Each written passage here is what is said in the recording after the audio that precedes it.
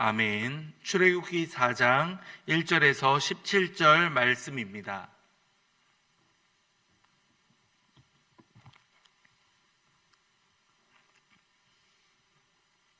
출애굽기 4장 1절에서 17절 말씀입니다. 교독합니다. 모세가 대답하여 이르되 그러나 그들이 나를 믿지 아니하며 내 말을 듣지 아니하고 이르기를 여호와께서 내게 나타나지 아니하셨다 하리이다. 여호와께서 그에게 이르시되 내 손에 있는 것이 무엇이냐? 그가 이르되 지팡이이니이다.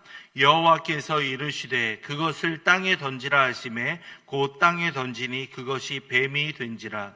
모세가 뱀 앞에서 피하매 모세에게 이르시되 내 손을 내밀어 그 꼬리를 잡으라. 그가 손을 내밀어 그것을 잡으니 그 손에서 지팡이가 된지라. 이는 그들에게 그들의 조상의 하나님 곧 아브라함의 하나님, 이삭의 하나님, 야곱의 하나님 여호와가 내게 나타난 줄을 믿게 하려 함이라 하시고, 여호와께서 또 그에게 이르시되 내 손을 품에 넣으라 하시매 그가 손을 품에 넣었다가 내어 보니 그의 손에 나병이 생겨 눈같이 된지라. 이르시되 내 손을 다시 품에 넣으라 하시매 그가 다시 손을 품에 넣었다가 내어 보니 그의 손이 본래의 살로 되돌아왔더라. 이르시되 만일 그들이 너를 믿지 아니하며 그 처음 표적의 표징을 받지 아니하여도 나중 표적의 믿으리라.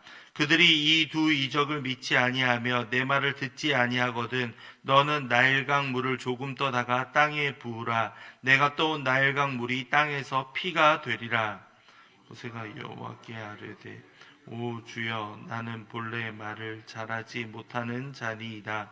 주께서 주의 종에게 명령하신 후에도 역시 그러하니 나는 입이 뻣뻣하고 혀가 둔한 자니이다.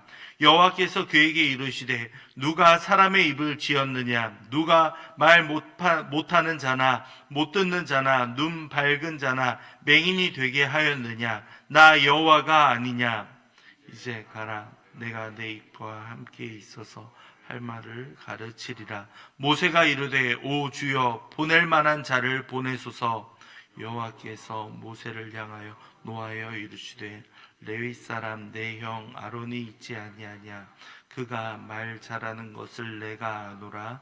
그가 너를 만나러 나오나니 그가 너를 볼 때에 그의 마음에 기쁨이 있을 것이라.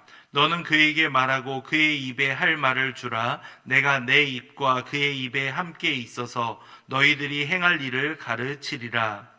그가 너를 대신하여 백성에게 말할 것이니 그는 내 입을 대신할 것이요 너는 그에게 하나님같이 되리라.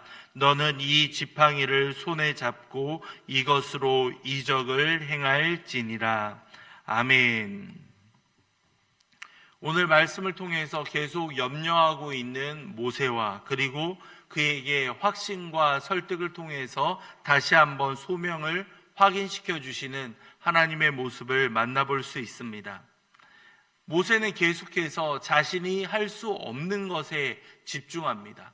제가 어떠한 말을 하고 제 말을 과연 이스라엘 백성들이 믿겠습니까?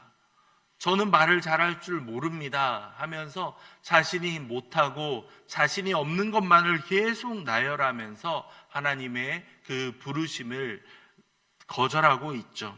하지만 하나님께서는 염려가 가득 차 있는 모세를 향하여서 계속해서 그를 사용할 것이며 하나님이 선택하셨고 그와 함께 하시겠다라는 약속을 계속해서 보여주십니다. 첫 번째로 모세가 하나님께 이야기하죠. 이스라엘 자손들이 나를 믿지 아니하면 어떻게 하겠습니까? 하나님의 나타나심을 그들이 믿지 않는다면 제가 어떻게 그들을 설득하고 그들에게 인정을 받을 수 있겠습니까? 하면서 염려를 하고 있죠. 이런 모세를 향해 하나님께서는 기적을 보여주시죠. 떨기나무가 타지 않았던 그 기적뿐만 아니라 그에게 놀라운 기적을 보여줍니다. 먼저 지팡이를 던지라 라고 했을 때 이 지팡이가 뱀으로 변하고 그 뱀의 꼬리를 잡았을 때 다시 한번 지팡이로 변하는 기적을 행하십니다. 또한 악성 피부병에 해당하는 그 나병이 발병하여서 나병이 있다가 다시 손을 넣었을 때 나병이 완치되는 그러한 기적을 보게 되죠. 그뿐인가요? 나중에 나일강에 물을 퍼왔다가 그것이 다시 피가 될 것이라는 미래의 기적까지도 예언해 주십니다. 이처럼 수많은 기적을 통해서 수많은 증거를 통해 염려하고 있는 모세에게 안심하라, 두려워하지 말라라는 마음을 가지도록 해 주십니다. 이것은 우리에게도 많은 것을 깨닫게 해줍니다. 하나님께서는 다양한 방법으로 염려와 걱정에 쌓여 있는 우리에게 확신과 희망을 주실 때가 있습니다.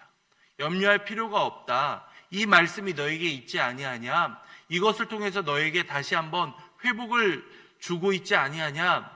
찬양을 통해 기도하는 가운데 우리는 다시 한번 하나님의 음성에 귀를 기울이게 됩니다.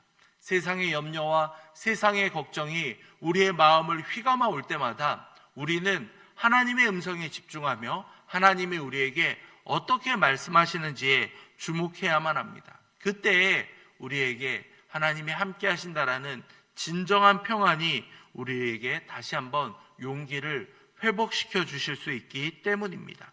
그렇기 때문에 하나님께서는 용기를 북돋우시면서 모세를 설득하시는 것을 보게 됩니다. 모세는 자신이 가지고 있는 치명적 약점을 이야기합니다. 말재주가 없는 사람이고 입이 뻣뻣하고 혀가 둔한 자라 어떠한 말을 할 수 있겠습니까? 라고 하나님께 이야기를 하죠. 자신의 염려가 있다라는 것을 하나님께 털어놓고 있는 겁니다. 이에 대해서 하나님께서는 뭐라고 말씀하십니까? 11절을 보시기 바랍니다. 여호와께서 그에게 이르시되 누가 사람의 입을 지었느냐? 누가 말 못하는 자나 못 듣는 자나 눈 밝은 자나 맹인이 되게 하였느냐? 나 여호와가 아니냐? 나 여호와가 아니냐? 모든 것을 지었으며 모든 것을 운행하는 것이 바로 나 여호와다라고 다시 한번 이야기하십니다. 입을 지으신 분이 그의 입과 함께 하시며 역사하실 수도 있다라는 것을 분명히 알려주고 있는 겁니다.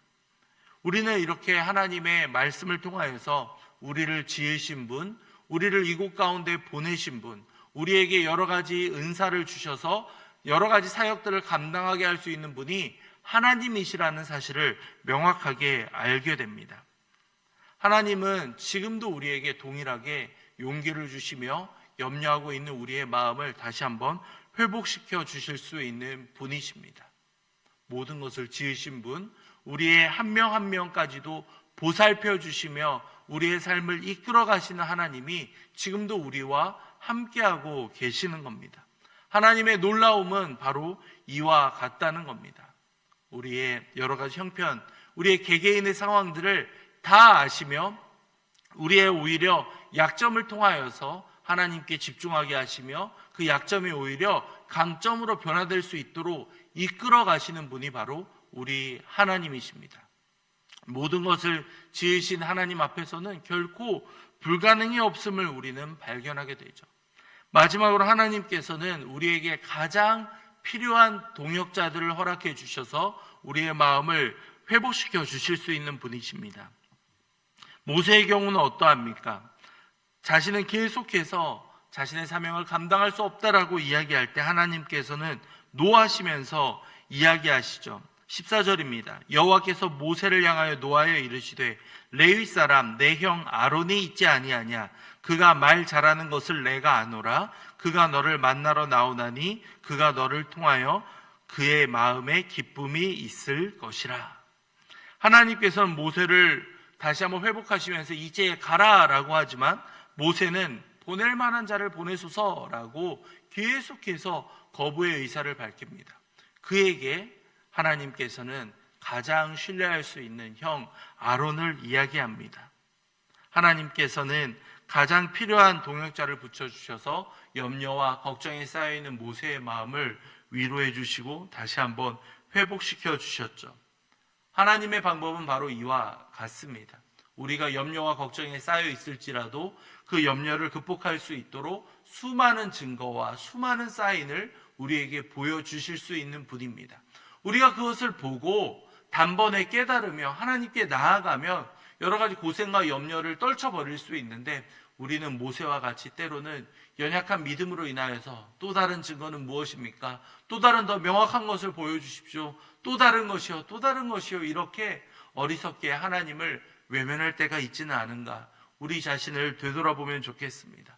하나님께서는 계속해서 하나님이 어떠한 분이신가에 대해 초점을 맞추고 우리에게 말씀해 주십니다.